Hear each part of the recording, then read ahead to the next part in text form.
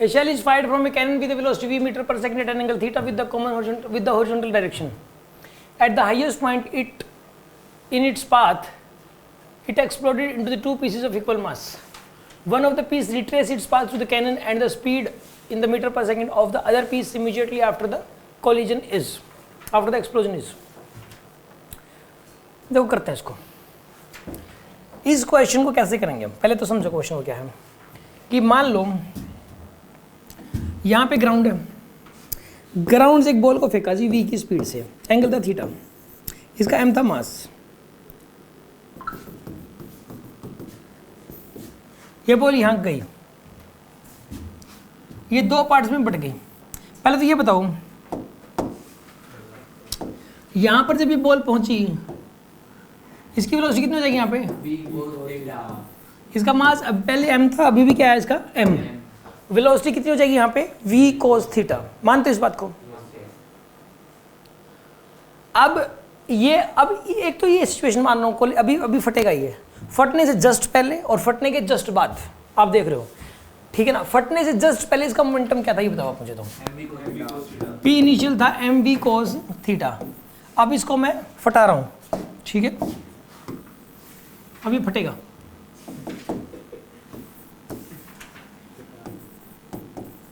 फटा रहा हूँ, समझ लो ना इसको मतलब क्या है. देखो समझने वाला समझ गया. ये जो है ना ये वाला अपने पाथ को रिपीट करेगा. ये पाथ को तब रिपीट करेगा जब इसकी वेलोसिटी वही हो जाएगी जो पहले थी. पहले क्या थी? v cos थीटा थी. अगर इसकी इस तरफ v cos थीटा हो जाए तो ये पाथ को रिपीट करेगा, अदरवाइज नहीं करेगा. ऐसा होता है.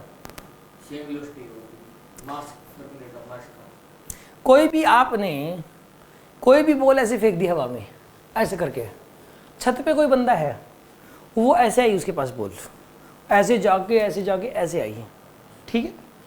तो अब यार है ना, उसने क्या किया कि जितनी स्पीड से आ रही है उसने क्या किया उतनी ही स्पीड से उसको मतलब उसको ऐसे हिट किया. हिट करने से उसकी जो स्पीड से आ रही थी वही स्पीड होगी और वो अपोजिट डायरेक्शन में होगी.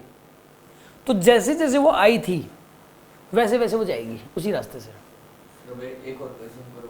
अब यहाँ पे ऐसे बॉल फेंकी, ऐसे रखे छक्के में बंदा से पकड़ ली वो, अब वो छोटी बॉल थी उससे आधे मास की, वो सेम वेलोसिटी से फेंकी, सेम स्पीड से सेम डायरेक्शन फेंका. चाहे मास मैटर नहीं करता, चाहे मास आधा ही हो, मास आधा हो, चाहे 1/4 हो, चाहे 1/10 हो.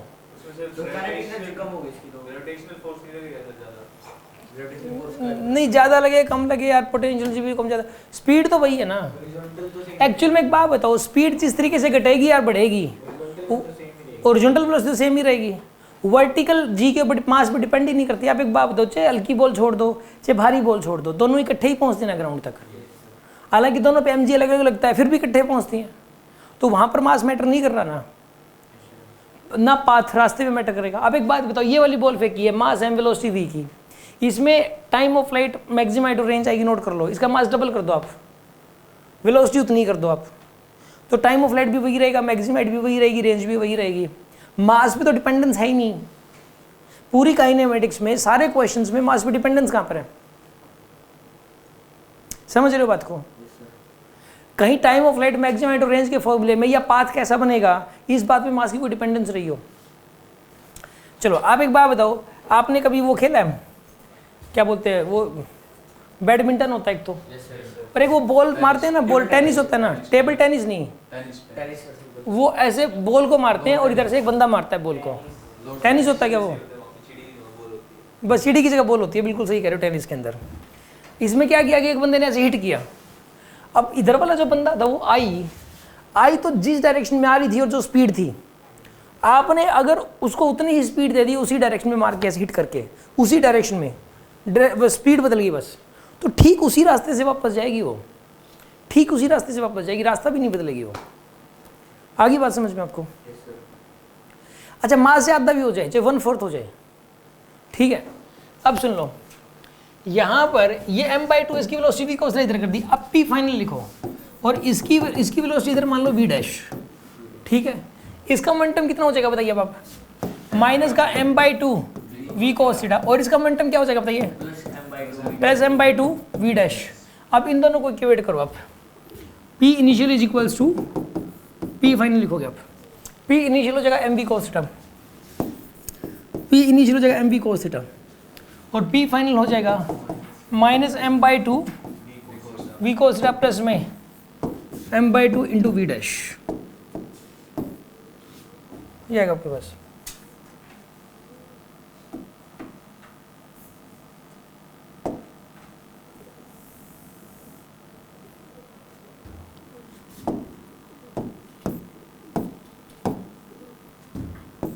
v cos theta minus v cos theta plus में v dash by two, v dash by two is equals to,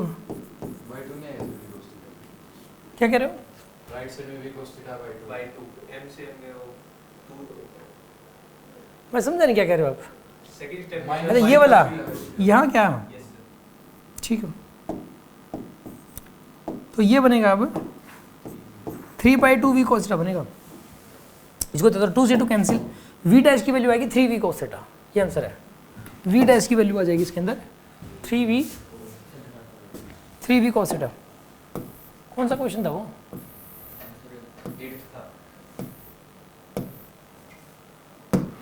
इसका आंसर है 3v cos theta, this is the answer है।